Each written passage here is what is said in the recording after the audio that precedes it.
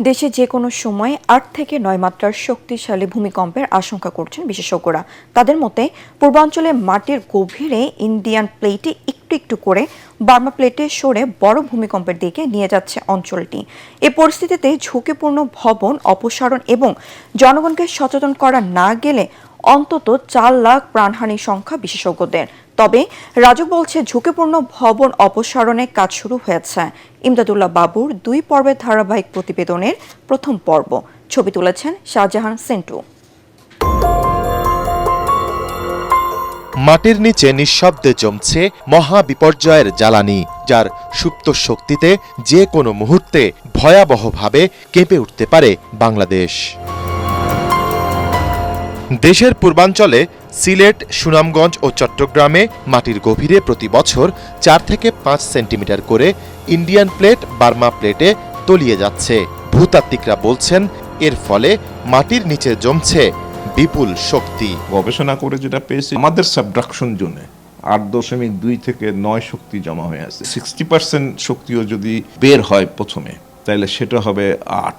এখান থেকে ৭০ কিলোমিটার পূবে যদি ওইটা আঘাত হানে কেন্দ্রে, যেটা হচ্ছে ঢাকা, হয়তো একটা মৃত্যুপুরীতে রূপান্তরিত হবে। আবহাওয়া অফিসের জরিপ মতে গেল ৩ বছরে দেশে ছোট বড় ১১০টি ভূকম্পন হয়েছে। চলতি বছর ৬ মাসে কাঁপুনি হয় ৩২ বার। এইরকম অবস্থায় আমাদের পরিকল্পিত যাত্রার অভাব পূরণ করার জন্য প্রতিটি ভবন পরিবীক্ষণের মাধ্যমে করণীয় নির্ধারণ করে তাকে বসবাসযোগ্য এবং এই অভিঘাতের মোকাবেলার উপযুক্ত তৈরি করা দরকার। তেমনি করে মানুষকে প্রস্তুত করা, মানুষের প্রয়োজনীয় সময় কোথাও গিয়ে দাঁড়ানো, তার রেস্কিউ করা, রিফিউজ করা, এর একটা সার্বিক পরিকল্পনা থাকা দরকার।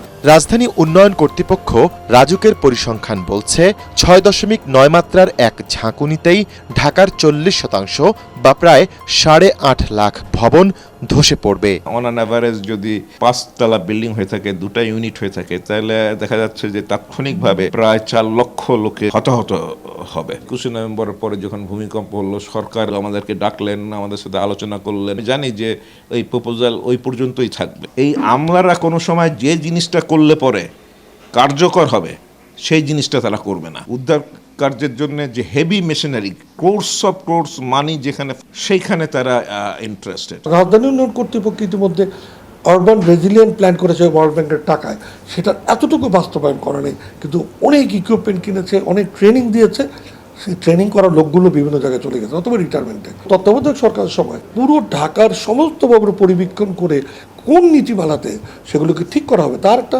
নীতিমালা তৈরি করে দিয়েছে। সেটা এখনো রিভিউ চলছে।